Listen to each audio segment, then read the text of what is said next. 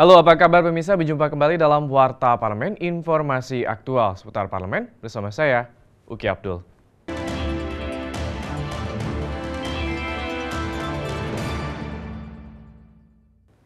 Warta Parlemen kita awali dengan informasi dari Komisi 1 DPR RI yang bersama dengan pemerintah sepakat untuk meratifikasi persetujuan kerjasama antara pemerintah Republik Indonesia dengan Papua Nugini. Perjanjian kerjasama bidang pertahanan antara kedua negara tersebut telah dilakukan sejak tahun 2010. Berikut kita saksikan informasi selengkapnya. Pemerintah Republik Indonesia telah melakukan perjanjian kerjasama dengan Republik Papua Nugini pada tahun 2010 sebagai agenda untuk peningkatan hubungan bilateral antara kedua negara. Namun karena dirasa belum bekerja maksimal, pemerintah bersama Komisi 1 DPR RI berupaya meratifikasi bentuk-bentuk kerjasama tersebut dan mendorong persetujuan kerjasama ini ke dalam bentuk undang-undang dan maju ke pembahasan tingkat 2 di sidang paripurna.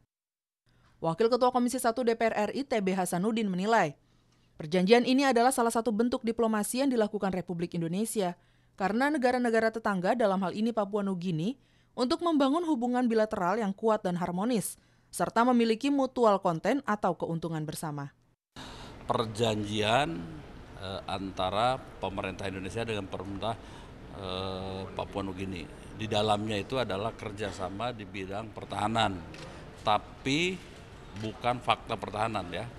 Bukan fakta, tetapi ini kerjasama saja, kerjasama misalnya pelatihan, informasi, kemudian juga mungkin pendidikan dan lain sebagainya. Begitu, dibahas tadi selesai dan nanti menjadi undang-undang. Nah, berlaku baik untuk di Indonesia maupun berlaku di Papua Nugini, itu kira-kira. Ini sebagai bentuk. Anggota Komisi 1 DPR RI Syaifullah Tamliha menilai, persetujuan kerjasama Republik Indonesia dengan Papua Nugini dalam bidang pertahanan ini merupakan sebuah langkah yang bagus karena dapat menjadi sarana dialog antara Republik Indonesia dengan Papua Nugini dalam pembahasan isu-isu teraktual yang menyangkut kedua belah pihak. Lebih lanjut, Tamliha juga mendorong ratifikasi persetujuan kerjasama yang sudah akan menjadi undang-undang ini untuk segera masuk ke dalam pembahasan tingkat 2 pada rapat paripurna. Kerjasama antara Indonesia dan Papua Nugini.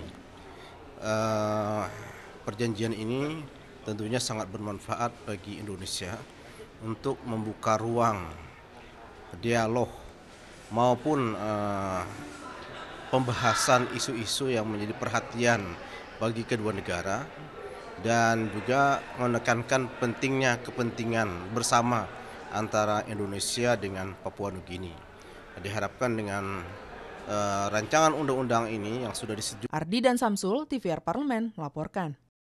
Kita ke informasi selanjutnya, DPR RI mendukung sepenuhnya kegiatan seni untuk sering diadakan di gedung parlemen, guna menciptakan karakter parlemen yang berkebudayaan sehingga naluri seni anggota dewan dapat lebih terbangkitkan dan menciptakan produk-produk yang tidak bertentangan dengan logika publik. Kita saksikan informasi selengkapnya. Ditemui usai menghadiri acara kunjungan wisata penerbit Kaki Langit Kencana bersama beberapa penulis di ruang presentasi perpustakaan MPR RI, Gedung Nusantara 4 baru-baru ini, anggota Komisi 3 DPR RI Akbar Faizal berharap acara bernuansa seni seperti ini lebih sering dilakukan di area gedung parlemen, agar karakter parlemen di Indonesia lebih berkebudayaan dan memiliki cita rasa dengan naluri seni yang baik. Akbar Faizal menambahkan jika kegiatan seni seperti ini sering dilakukan, perlu ada tim seleksi yang kuat, agar kegiatan yang diadakan juga bermanfaat dan berkualitas. Akbar menyatakan kesediaannya untuk menjadi bagian dari tim seleksi tersebut. Acara-acara yang seperti ini tuh lebih sering diadakan di DPR. Cuma barangkali juga ya perlu ada seleksi yang lebih bagus lah. Jangan kemudian semuanya merasa perlu juga di sini gitu kan. Ya mau tidak mau ya karya yang harus menjadi acuan. Salah satu penulis yang hadir dalam acara kunjungan pustaka ini, Jody Yudhoyono, berharap MPR dan DPR dapat memberikan dukungan penuh bagi kegiatan seni. Menurutnya, akan menjadi lebih baik jika gedung parlemen bukan hanya sebagai pusat perbincangan politik, namun juga perbincangan budaya, kesenian, dan sastra, untuk menciptakan jiwa nasionalisme yang lebih baik. Ini menjadi bukan saja pusat dari perbincangan politik, tapi juga perbincangan budaya, perbincangan kesenian, termasuk perbincangan susastra.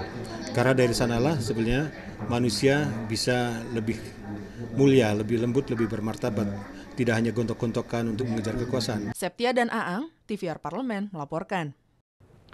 Pemirsa Warta Parlemen kita tutup dengan informasi dari Badan Keahlian Dewan DPR RI yang mendorong DPRD Kota Magelang untuk melakukan konsultasi terhadap pemerintah provinsi maupun Kementerian Dalam Negeri terkait perubahan tata tertib DPRD Kota Magelang untuk mendapatkan evaluasi sehingga perubahan yang dilakukan tidak di luar kewenangan.